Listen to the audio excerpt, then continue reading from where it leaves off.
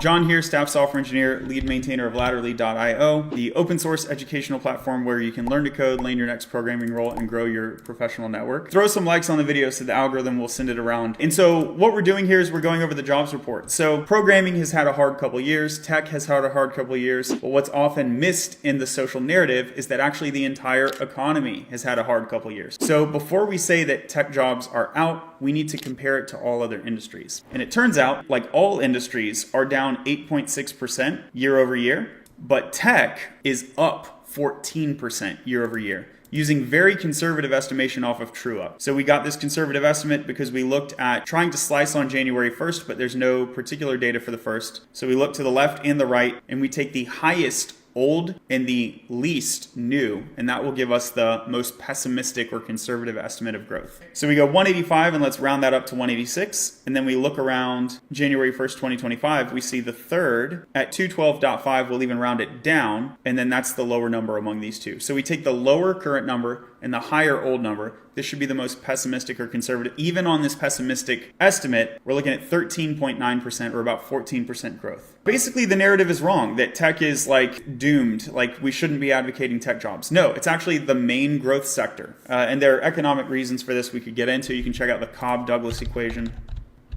Okay, so A, which represents technological progress, is unique compared to capital accumulation markets and labor markets because it doesn't exhibit diminishing returns. This is one of the reasons the tech industry is unique, also because it's a cross-cutting industry. If you look at the economy sector by sector, you'll notice some of the top sectors for employment include healthcare and education. Technology cuts across all of these. So health tech is a field, ed tech is a field. And so by getting into technology, you can actually access jobs across all sectors of the economy. And this is another reason alongside and harmonizes with the Cobb-Douglas equation, showing that we should expect most growth and in particular job count in this sector. And that is borne out despite the social narrative that you hear online. Okay, so consult the data over the social narrative, right? Tech jobs are down 55% from peak. That's true, bummer, but it's also up over 30% for low, and we're on a steady uptrend, and the year over year is way better than all other industries. Okay, so this is the data we've accumulated so far, but we're not even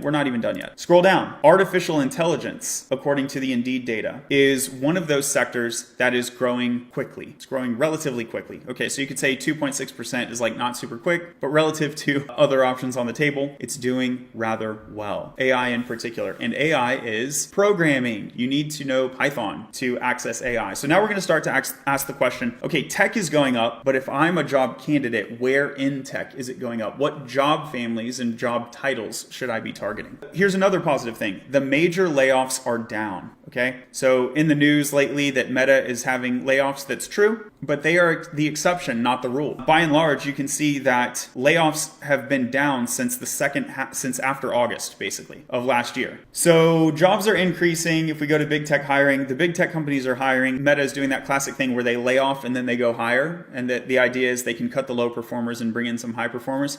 So it's not like even Meta with the layoffs is not shrinking. They're just replacing their low performers. And that's been controversial in the news that they've been actually explicit that they are firing low performers. So that's their own words. The fact of the matter is they have over 1,000 open jobs.